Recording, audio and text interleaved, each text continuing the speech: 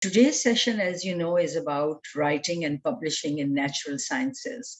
Those of all publishing in terms of grammar, English, editing, consistency, writing. There are some things that are standard for all, but then there are how to cite. Then there are different how to locate resources. You will have to be very careful in locating resources from different disciplines, and you have to have a knowledge. And like I was having a discussion with the expert before the session, there are now lots of OERs, open educational resources, that are available. You can freely download them, use them. There are some open educational resources that actually need to be cited, and there are some actually that you can edit. We'll share some of the links of OERs with you, but we will be talking. This is the agenda that we have put up as a result of the responses given by FCC faculty. And like we said before, please do write your questions and we'll get back to them. Very quickly to talk, and we're very happy to have Saqlain Abbas with us. He is as associate professor at the Department of Physics. He did his postdoc from the University of Washington in 2014. He is a member of the Materials Research Society, Society of Magnetic Materials. He has 40 publications, and that is why we always think he's the best person to talk about publishing in sciences, and also to talk about impact factor and some other HEC requirements that we have all to be careful of. He's a peer reviewer of reputed journals: Chemistry of Materials, Nanoscale, Journal of Materials Chemistry, Biomacromolecules, Journal of Applied Physics, RSC Advances, and so many others. I didn't know that, Saqlain. I'm very impressed. He's also a social media activist and a blogger. He's an op-ed writer for English newspapers and editor and proofreader of scientific manuscripts. He has to do that as a part of being, as a peer reviewer of some reputed journals. So I'm very happy to have him with us. And as every year, we invite him and request him for this session. So Saqlain, over to you. Thank you so much, ma'am, for giving me this honor and this opportunity. Let me share with you my screen. Okay, I think I'm told that my previous lecture of 2019 has already been shared with the audience, with the students, and they have also sent some feedback, and I have to give response to those feedbacks particularly. But in case some of those haven't been through to that video due to some reason, I will just quickly review some very important facts about that what is research and how to start it from zero, and what is efficient literature review. So without wasting any time, I'm just moving on to my slide. So first of all, what is research? Research is all about creating some new knowledge by using the existing knowledge, contributing something new in the field. It is not about reproducing or recreating or doing some kind of reverse engineering. It is solely about creating some new knowledge, and new knowledge is created from the existing knowledge. And that existing knowledge, exploring that existing knowledge, that phenomena, that process is called literature review. Because if you want to make some new discoveries, new dimensions, as you see, you are using some laptop and you got some very sophisticated cell phone in your hand in which you are watching me, listening to me. This kind of technology was not created overnight or over a period of 10 years or 20 years. That struggle is based upon several centuries. Since the invention of the modern physics and the modern technology. So what happens that different scientific groups in the world, they understand the existing state of the knowledge in that particular field. From that existing state of knowledge, they find some new problems and the challenges. And from that existing knowledge, they try to come up with some new opportunities. They come up with some new opportunities, with some new solutions, within that particular field. And then once they do that, they write a research article and they send it to some journal, and within a couple of months, that article is published online. And this is how this is a complete networking of the different journals in the world. There is a complete indexing system in which the research articles are published and they are shared via internet, via Google Scholar, and via different internet mediums. So so the literature review is knowing the current state of knowledge in that particular field. Without knowing the current state of knowledge, you cannot suggest some novelty. You cannot contribute something new in the system. So it is about identifying the prevailing problems, the prevailing challenges, and finding opportunities to contribute something new to solve those problems. And we call it, novelty, doing something new, doing something entirely new. We call it novelty. And an efficient literature review is always the backbone of a great research outcome.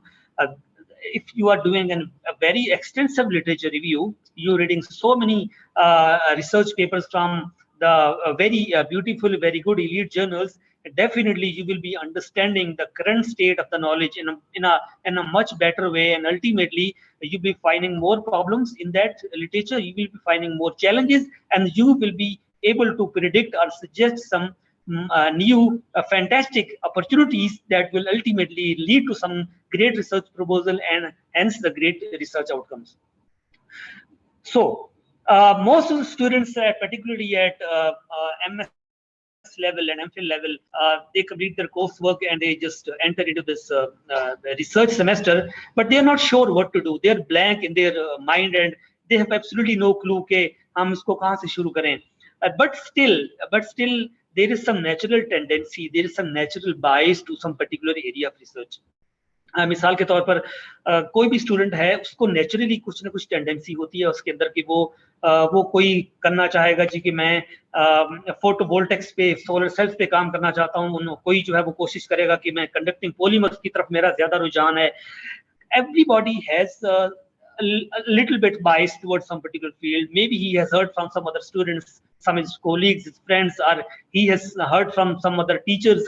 So he has a natural bias, and this natural bias must be there in order to start the literature review. Now, where to go? Where to find the literature? The Google Scholar is the first class, the world's best medium. It's a search engine for the scholarly journal articles and patents. The first thing you do, you put a query of that particular topic that you are biased towards. For example, in my case, if I'm biased towards bond tissue engineering, and I just know कि मेरा रुझान इस field की तरफ है, मुझे field अच्छा लगता है, या मैं ऑलरेडी पहले से ही अपना ज़हन बना चुका हूँ कि मुझे बॉन्ड टिश्यू इंजीनियरिंग को ही आगे जाके एक्सप्लोर करना है, तो what I will do, I will go to this search engine Google scholar.google.com and put my query into that. अब क्योंकि मैं since I am starting from the zero, उसके लिए मैं इस गूगल क्वेरी के अंदर एक वर्ड ऐड करूंगा रिव्यू का, because I want to start my literature review from the review articles. Now, what are the review articles? Review articles are basically the papers that actually contain all the major developments in that particular field, all the major recent and the old developments, the historical developments. कोई नया concept है, कोई नया idea है, उससे related पुराना और नया तमाम का तमाम जो मेजर उसके अंदर जो अब तक कॉन्ट्रीब्यूशंस और डेवलपमेंट्स हो चुकी हैं, ये एक सिंगल रिसर्च पेपर जो है वो उसके अंदर वो तमाम इंफॉर्मेशन कंटेन करता है. So we have to start with the review article because चूंकि हम इसको जीरो से स्टार्ट कर रहे हैं, आप में से अक्सर दोस्तों के they have no idea where to start. So this is a very good starting point. आप उसको करेंगे तो when you read this paper, एक तो review articles are mostly written by the well known scholars, the well known, the elite scientists in that particular field. तो they are very well versed and तभी वो एक review article publish कराने में कामयाब हो जाते हैं, because they are already doing very good in that particular field and they have very good information. So you have to start with the review articles, and now you put this query into the Google Scholar, and if you look at this page, I hope you can see my cursor on the left side. There is a column in which you can see the different timelines. I have highlighted with red color any time since 2021, since 2020, since 2017. This is one thing. The other thing is I've highlighted with red is the cited by. For example, the first article that you are seeing, this is cited by 91 people. Similarly, the second article is cited by 27 people. So I'm just sharing you the very first little page, and you know that total queries from this search was 25,400. Now you don't have time to read all those articles. That's the reason I say that Google Scholar is an ocean of knowledge, and we must know the art of finding the pearls from that ocean of knowledge. So how we will find, how we will, fine tune our research? We will be actually, there are actually two parameters that we have to see. Number one is the citations. Now, what are the citations? Citations is a number that how many people have read this article, and not only read, they have actually give its reference, give its citation into their own research paper, and their own research paper has already been published. It is online. It has been indexed into the international journal indexing system. So if you look at this, for example, the first article, it has been cited by 91 papers, then all those papers are actually online. And if you click on this link, you will actually see a long list of all those articles who have cited this research paper, who have used this paper into it. So it means more the number of citations, more worthful, more productive is that research paper, more elite is the research group, the authors who have written this article. Another thing that you see is the name of this journal and then the year 2020. So of course, since this has been only 1.5 years since this article was published, it has very little, like 91 articles. So if there is some article that is cited by 400, 500, like 5,000, so naturally it will be backdated in time, like since 2007 and 2010. So how to fine tune your research, how to find those pearls, as I told you. It must be based on the number of citations and the impact factor. Now, how to find the impact factor? It is very easy. For example, suppose I want to find the impact factor of Journal of Applied Physics. All I have to do is I just go on Google and just click the first link, and this first link will be giving you there will be information in its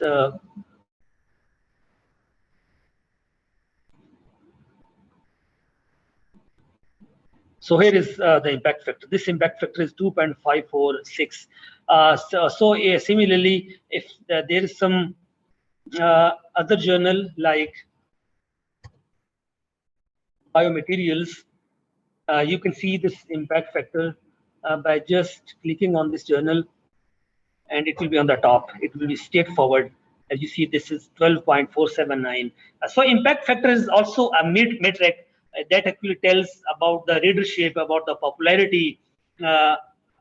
It actually tells that how reliable a particular journal is, because the impact factors are actually defined according to the number of citations that their articles on the average attract, the number of citations. So high impact factor means that average articles of this journal, they attract a very good citation, a very good readership from the community. Okay, so there are other ways. There is anytime, in any time you will generally see the different articles from the previous years, and their citation will be higher. But you also want to stay focused towards the most recent articles, the most recent dates.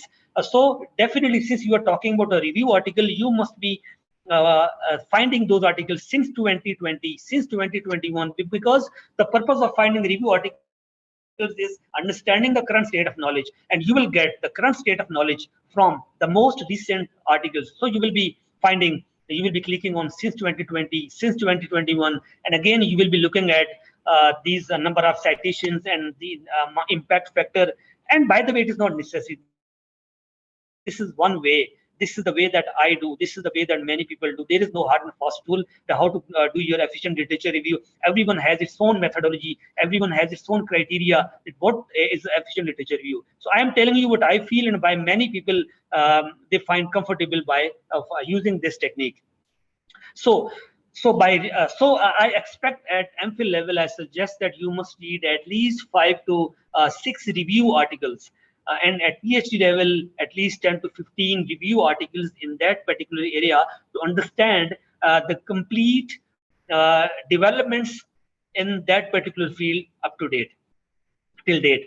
Once you complete your review, this review, from that literature review, you understand that there is something like you are getting a natural bias towards the polymeric scaffold. You started with bone tissue engineering because you were blank at that time, but you had natural bias towards bone tissue engineering. But now, from reading those review articles, you have developed a natural tendency, natural bias towards a particular narrow field, which is polymeric scaffold. Now you will do the same research again. You will put about the review in the Google Scholar, and you will search and find and download those articles based on citations, based on impact factor, and you will tune your research for different timelines like 2020, 2021, and blah blah.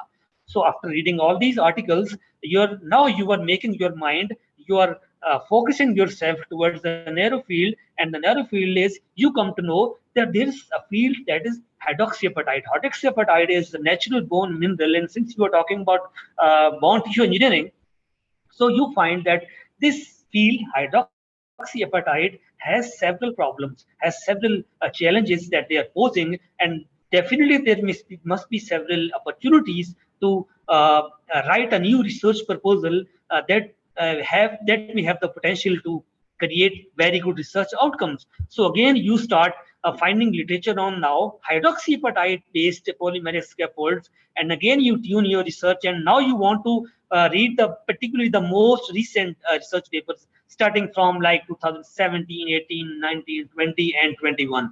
You download several research papers on this, but after reading these papers, you again find something very focused, and that is, oh my God, if we just use magnetic nanoparticles in these systems, this can become a multifunctional system. So you add the word magnetic into that Google Scholar, and again you find the research articles based on citations and the impact factor and the different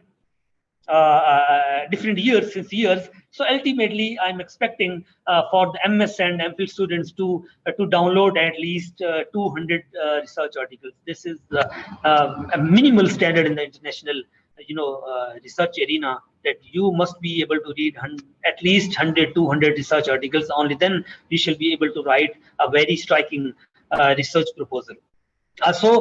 Since we are talking about Google Scholar, there are also some other ways. For example,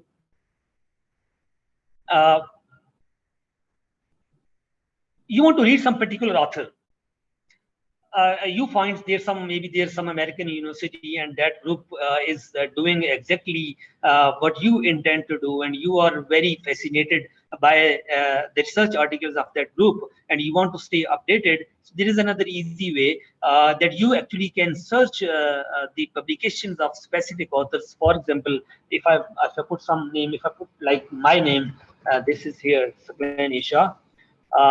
You can find my research article, my citations, any author citations. You can assemble them according to year, and you can just find their citations 2021, 2020, and you can just click on some search article, and you can find that how your favorite authors are producing, creating new articles, and you want to stay updated with them. Okay. Now,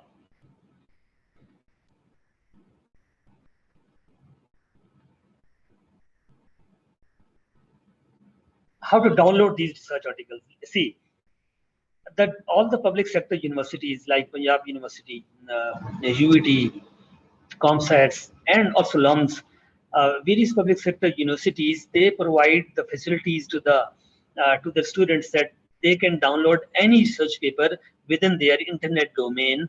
But that facility is not available for every university, because it is an expensive game to buy all those rights from the different journals. So there are certain resources, for example, the digital library of the HEC. There are various resources over there, and particularly in FC College, there are certain research groups. Like we can download, the people in FC College, they can download freely within that Epsicology domain, the articles from the Springer publishing group. Springer is a very famous publishing group. There is another group, JSTOR, and there are various articles that Epsicology is providing to their people. But suppose that you are from some private university and you cannot do that. So there are certain tricks that you can employ. For example, every scientist in the world, they want an increased readership. They want increased citations because their citations they affect their research career. So in order to increase their readership, they post it on their particular websites, their research group websites. They are supported on the ResearchGate. ResearchGate is the website that is actually, you may call it a Facebook of researchers and scientists. That all the researchers, most of the times, they have a profile on ResearchGate, and they put their PDF files that is freely available to the people. And if you just do one thing, copy the title of that research article that you want to download, and that's not easily accessible to you, just put it in Google and then add the word ResearchGate. And like I have done in this case, you can see that if it is, most probably there are 90% chances that that article will be available on the ResearchGate, and you will be seeing the PDF download file. You just will click it, and this article will start downloading. There's some other ways.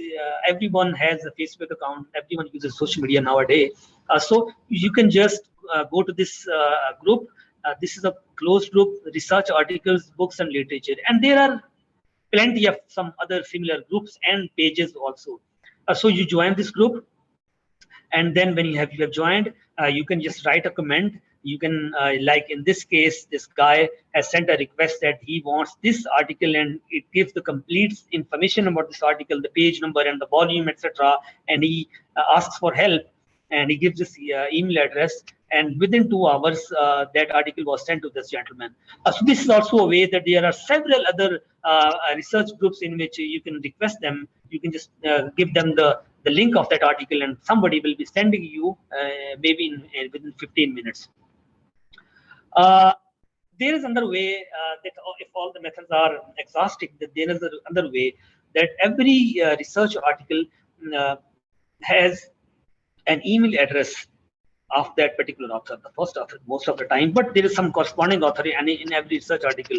And if you write a request, send an email to that particular author and send them a request that please, I want that article, and trust me, every author wants to increase their readership. Every author wants to increase their citations. So they will be more than happy. They will be more than happy to provide you the PDF file. If somebody asks me, I will do it on the first priority basis. So everybody wants to do that. This is another way to find articles. But there are some also other pirated ways, but I don't want to discuss that because that is illegal, but many people are using, and I'm sure that most of you are already aware. So I must not discuss that because that is illegal. Now coming to, since this is also about reading, now suppose you have downloaded like 200 papers by using all these methods. You have downloaded 200 papers, simulation, computer modeling, some paper may be entirely a mathematical modeling, some paper may be focusing on those issues that use technology that is not available at your university, because before writing a research proposal, you have to make sure that you are writing a proposal which is within the constraints of your laboratory, within the constraints of the facilities that your institution will be providing. So if there is some research article and that requires some very state-of-the-art expensive technologies for their synthesis of materials, and that is not available in your circle, in your university, or in your collaborations, then you are not going to touch that particular field. You have to keep this thing in your mind. So how to then read that article, how to make sure that you are not wasting your time. So you will just open an article and just look at the title. This is the first way to read a research paper, and it will take only 2 to 3 minutes. Read the title, have a glance at the abstract, and then look at the headings, look at the pictures, look at the graphs. In just 2 to 3 minutes, you will be able to see that whether that article is worth reading, worth spending time or not. If you find within 2 to 3 minutes that that article is a junk for you, you don't want to waste your time on that because that is not related to your research proposal. You can just delete it. Just feel free to delete it. Come to the next article. So this is the first phase of scanning, just having a glance over all your articles, and because you are creating a library, and that creating a library is very important for your future writings, because later on when you will be writing your own research paper, your own thesis, and you will be needing the particular technical jargon, the technical language that you will be borrowing for your own research paper. You will be borrowing that technical language from these research articles. So you have to make sure that you are creating an effective and efficient library for the future referral also. So it is not the case that you are just reading like 100 research articles and you are not preparing any notes, you are not tagging those articles, because later on, after some time, when you are after completion of your research, when you are writing your own research paper, you just want to refer back to some research paper to find some facts, to find some beautiful science, to beautiful sentences from there, but you are not sure which paper was that one.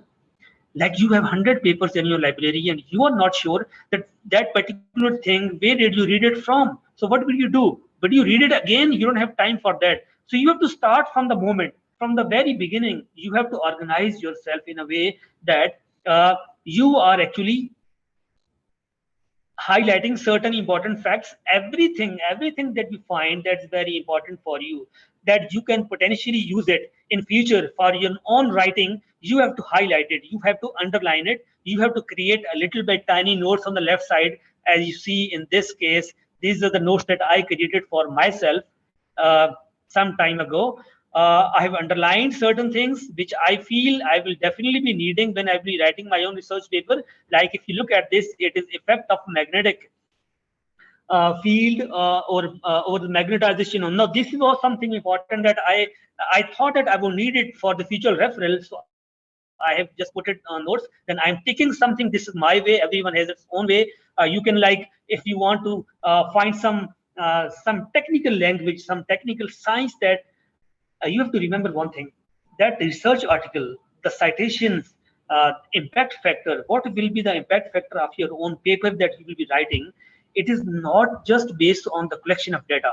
Collecting data, finding results and collecting data is one thing, but something far more important is the data analysis, the technical analysis, how you are using your data to extract some new science, how you are finding some new knowledge, how you are creating some new knowledge.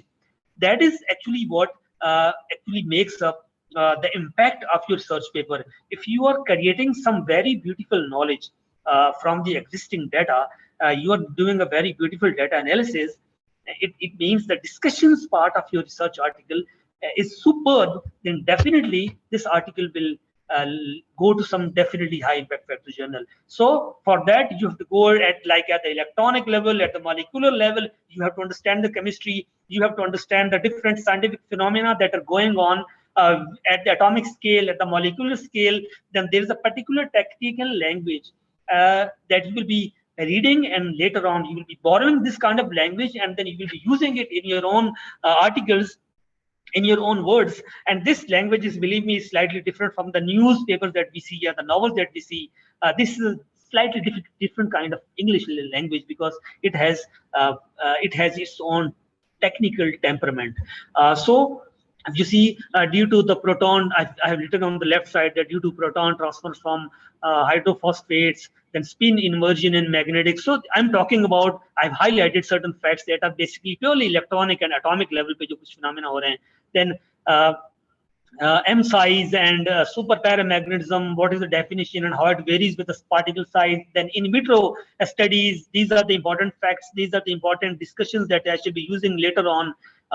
So the point is that every article, every research article, it has different ways to read. You can read a research article several times. For example, the first phase is creating a research proposal, the research synopsis. To focus on research synopsis, while you are reading research paper, you'll be focusing on the introduction section and the methods and methodology particularly. Once you have created a beautiful synopsis and research proposal, the next stage in your research will be the experimental, to collect data, to perform experiments. Now now you will be, your literature review will be going side by side. It will be a continuous process. Now in that stage of experimentation, you will be entirely focusing on the experimental part of these 100 research papers, or whatever the papers you select for the referral. Once you have collected all that data, uh, you have make all plottings. Now it is the time to write the discussion section of your research article, of your own research article. And now that is the most important one for me. Now you will be again referring to these research papers, and now you will be referring to the technical language that I just mentioned. You are understanding phenomena at the electronic and the atomic scale, and that is how you will be borrowing this kind of technical language. When I'm saying borrowing, I'm not saying copy pasting. I'm saying borrowing because you will be finding the temperament, that particular technical language, and then you will be rephrasing it into your own words by giving proper citations, by giving proper references. Of course, you have to acknowledge everyone. जहाँ से भी data ले रहे हैं आप उसको acknowledge करेंगे. So the purpose of my this point is that there are several ways that you will focus on your research articles. There are 3 to 4 ways that you will be reading that article in a different way after every different stage. That is the reason I always say that in order to become a good reader, you have to become a good writer. In order to become a good writer, you first have to become a good reader. If you are a good reader, you will become a good writer, definitely. You have done all those, you have prepared these, you have tagged all these, you have created the notes with pen or whatever way, and then ultimately you will you will be tagging your article at the top page. You will be writing the notes like, what is this article about? Like in this case, this is about introduction, this is about effect of magnetic field, Fe3O4 on nucleation, crystallization, bioactivity, proton transfer, spin, nucleation, etc. Carbonate ion substitution, mesopores, FTIR, XRD, in vitro details, Sol-Gel method. So all these are the highlights that I have written in my own style. And later on, trust me, when I will be writing my own research paper and I want to find that particular science, I want to revert back to that particular science in which I want knowledge about proton transfer. I want to further go into the details of the proton transfer, or about the mesopores or the carbonate ion substitution reactions. What I will do, I will just scan all those research papers, and every such article will be tagged according to their focus. And whenever I'll just find this article, I will go to that particular, this is the way I organize my libraries. This is the way most of the people, they organize their libraries. This is very efficient. This is very effective. That's the reason that I call this methodology as an efficient literature review methodology. And many people in the world, you will find similar perspectives on the internet as well, that this is how you can write. And you can create your library and read and then write. Now, coming to the last part of this discussion, and that is writing sequence and how to write a research paper. Now, see, when you read a research article in natural sciences, at the left, this is the published sequence. You will find almost every research article in this particular sequence. At the top, it will be title, then it will be the author's affiliation, then it will be an abstract, followed by introduction, materials and methods, results, discussions, or results and discussions can be combined into one, and the end, there will be conclusion, and then the bibliography and the references. Now, this is the pattern for the published articles. This is how the articles are published. But when you're writing your own research article, trust me, you're not following this pattern. You are not. You will be starting from that particular stuff, that particular portion that you are easy on, that you are most familiar with. You have performed different experiments. You have gathered data. Now you want to write your own article. What is the thing that is you are most familiar with? That is this materials and methods. Because you used materials, you used methods, you used experimental methodology. You are most familiar with. Just start with it. Start with it, start writing this particular section, materials and method. What is the next section then when you're writing your own paper? It will be results. You got the results, you plotted, you got the results. You will now make all those plots, the graphs, and you will start writing those words, those sentences. This is your first, you are creating the first draft. After the results, naturally, it must be discussion, but no, discussion is not an easy job. After results, the easiest thing is introduction. You have to go to the introduction section, and remember, introduction is a mini review of any particular field. Every research article has its introduction section that is a minimum review of that article. So those people who are naturally inclined towards finding the fundamental knowledge and about some review of that particular field, because introduction is about introducing that particular subject and then linking that introduction with literature review, the minimal literature review, and then connecting it with your own contributions in that particular paper at the end in a couple of sentences. So you will be easy to write introduction after the results. You will complete your introduction section. After now, it will be the most important part, the discussion section.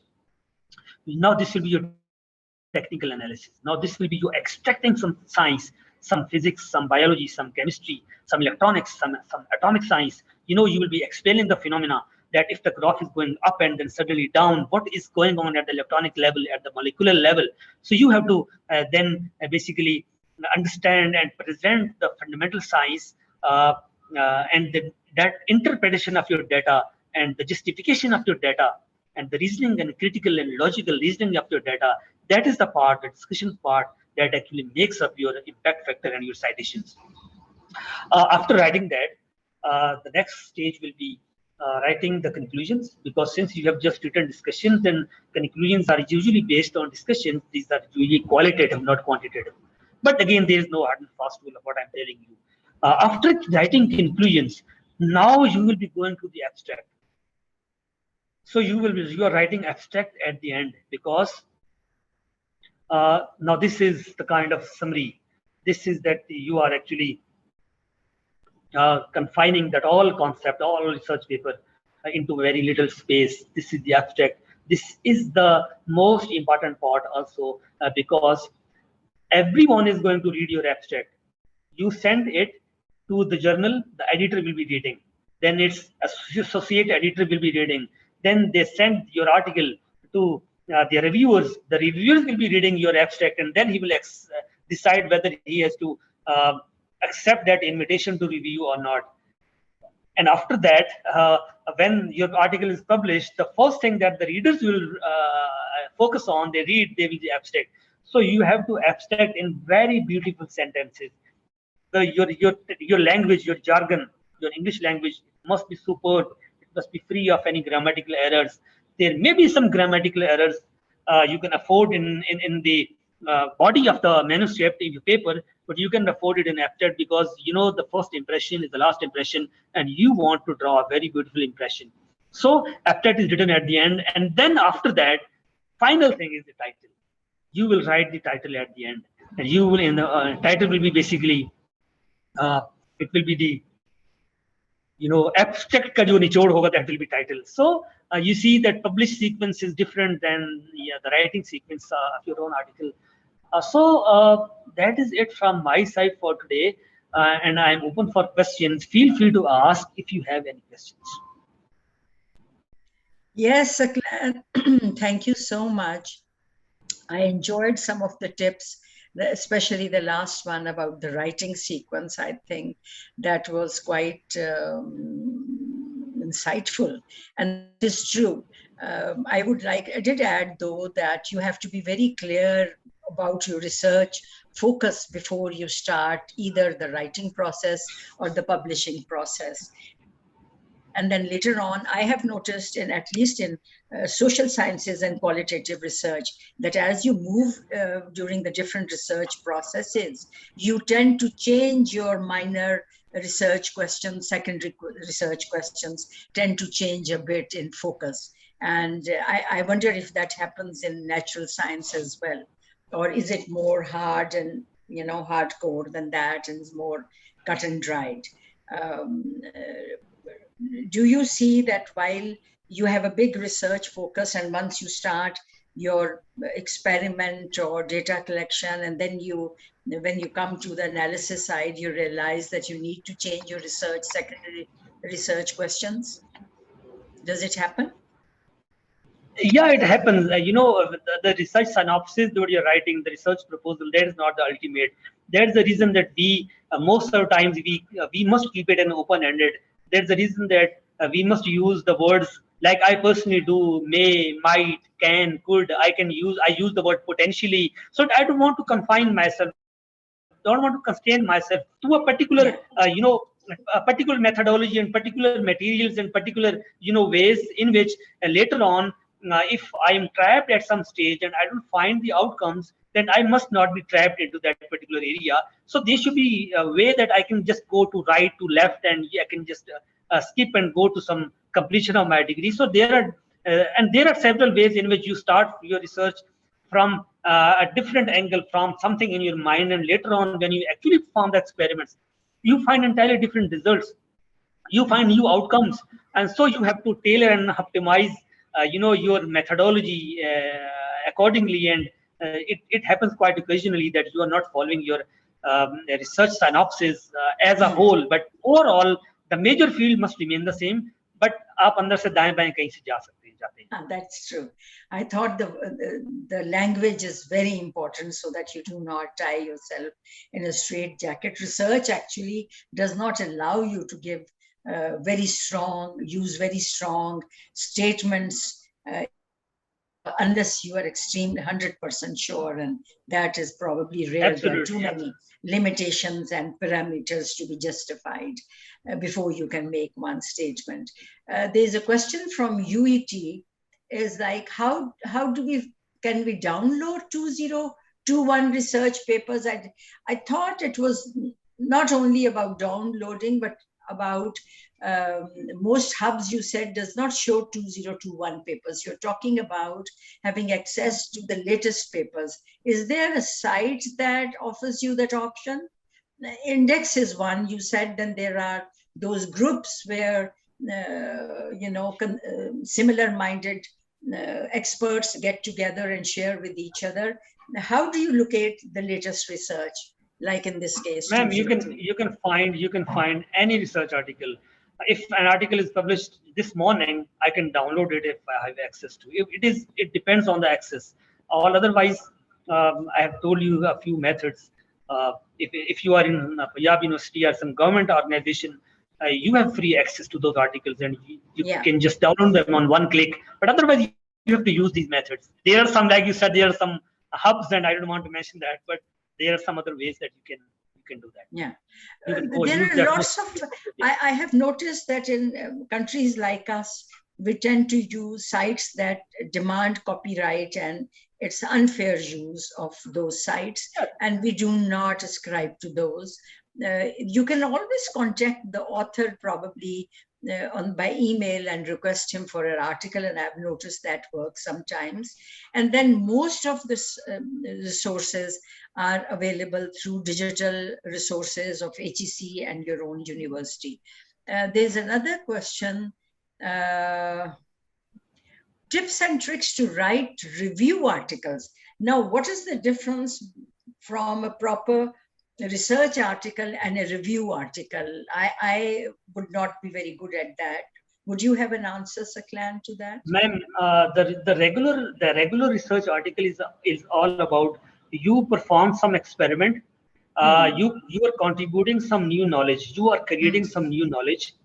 You perform some new experiments of some new systems. You obtain results, and you perform the technical analysis, and then you published it. And if the author thinks that, if the editor thinks that your article is really novel, it's a new contribution in the field, it will be published. But a review article is not a new knowledge. It is not a new contribution. It is actually a compilation of the entire developments in that particular field, done by the other people. And you are just an author, and you are just reading all that stuff, and you are compiling them and just arranging it into one review paper. That is The reason we call it a review article. Oh, So I see. anybody can write a review article. Oh, so you're talking about review of literature in this specific area. So that is known as a review article. I thought what was meant, and perhaps I'm wrong, that how do you review an article? And I do not know. This is someone from chemistry. If you would like to clarify, is that the response you wanted? I'm happy with you unmuting yourself. So you may please unmute. I do not see the name. Would you like to unmute and ask a question, please? Any other questions, please? Samra Ahsan says that is the answer she wanted, and she's happy with the response. So I'm going to launch polling. Please, we would request you. There are 2 more queries in the chat. In the meantime, it's clear. No, it's Samra, and she says it's clear. Any other queries from those of you from outside FCC? We have Saklan here to bother for our own faculty. And so, but we would be very happy to respond to any other tips or comments or sharing by those of you that are from outside FCC. And I do see quite a few. Can I say something about, there's a question that another way is to prepare a biblio by themes, not by author's name. That is, you know, I wrote that comment in response to when you were writing about making notes on the top, and I have used that is like I put up themes, and in the library when you go, actually they have by author name or by themes in that discipline. They can access books for you or articles for you according to the theme that you are looking for. So, and I have used that. At the time I did my PhD, we had a shoebox in which we put up written cards, you know, for referencing, and they were A, B, C. And so you divided that by themes or by names. And so the box of shoe would say thematic appendices, and one would say by names. Any other tip that anybody wants to share? We're happy to. There is if you have time, there is an important thing that I want to say about citations and references. That like every search, while you're writing your own article, every journal has its own particular format. You know, format means how the citations, how the references must be written. Like if my name is Saklan Abbas Shah, so in one journal we say write S.A. Shah, other journal will say write Shah S.A., other one will say write a comma, other one say write a full stop. So there are, you know, yes, there is every journal has a particular requirement. So for this, suppose you just manually do that and you send your article to some journal and that article is rejected. Now you want to send it to some other journal. In order to bring your article with that format, you will have to again rearrange all those. So that is very tedious job. So there is an efficient way to use the reference management softwares, and one of those is like EndNote is very popular. There is another one. I personally use Zotero. So these are the reference management systems that I can't hear you, will be using, and it's very handy. All you have to. All I'm saying is every research journal has its own particular format of how the references must be cited, how the names and the full stops and comma and the year and the page number must be given on the paper. But once you prepare it manually and send to some journal and the journal rejects your article, then you have to prepare your manuscript according to the format of the new journal, and that is a very disturbing job, a tedious job to again rearrange full stops and commas. Very difficult situation. So there's a way that you can use the reference management systems, reference management tools like EndNote and Zotero, etc. I personally use Zotero, in which you have to import all those citations, and then it is just one click away. When you want to send to some new journal, just do one click. That's it. It will rearrange your entire manuscript according to the new format. So students must be using these Zotero and EndNote from the day one when you're writing the research paper. Yeah, we did have a session on that from the library expert, and that was a very interesting. But I think he covered Mendeley, and Mendeley he said is free. Yeah, Mendeley is also good one. And it is similar to Zotero, but some people do prefer one or the other. There's Imran Majid. What is the best way to reduce long review process timelines? What do you mean long? And what do you mean a review process? A review is a review. Actually, I think what he's asking is that different journals need particular time. And on the average, it takes like 1 to 2 to 3 months. One journal takes approximately this much time, and I think he's asking how to reduce that time. That is really disturbing. But now, if you go to the Elsevier website, you will find, if you find some journal, most of the times I've seen that they also give you an approximate time. They already give you the approximate time, and I was surprised to see last few weeks that some journals are telling that their review process will be completed within 1 month. So that is, you have to go through the websites, different websites, Sure. and it actually depends on the reviewer, the availability of the reviewers. Correct. Every editor wants the research article to be reviewed in 15 days. This is how they tell their reviewers when they invite them. Now it is up to the reviewers that in which state of mind they are, how much responsible they are, and what is their priority, how much priority they are giving to the review process. So that's the reason that some people, they can just give it back in 1 week, and others may even take 3 months. So there's no hard and fast rule, but there are certain journals who actually give you an approximate time, Sorry, like sorry, Dr. Seb, this is Dr. Imran. You mentioned there's a journal having a timeline of 30 days. So is there a publishing house which has this policy, or is this journal specific? Like a publisher dictates the time, or is it just depends on the? I don't know. I don't know. There are several journals I've seen on Elsevier, not on others. Okay. There are several journals that, along with the impact factor, when it is the basic information on the first page, impact factor, and along with this information that the decision time is given like 2.5 weeks or 3 weeks or 4 weeks, etc. I'm seeing this for a long time, and I hope that if you explore a couple of Elsevier journals, you will find that they are giving an approximate time of the decisions. The first decision time, and then the second decision time. Right. Thank you. Okay, Imran, good you got your answer.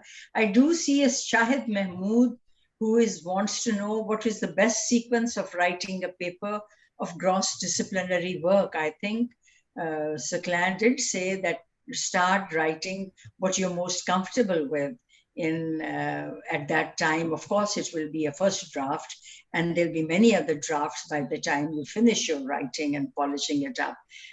But is that so, Saklan?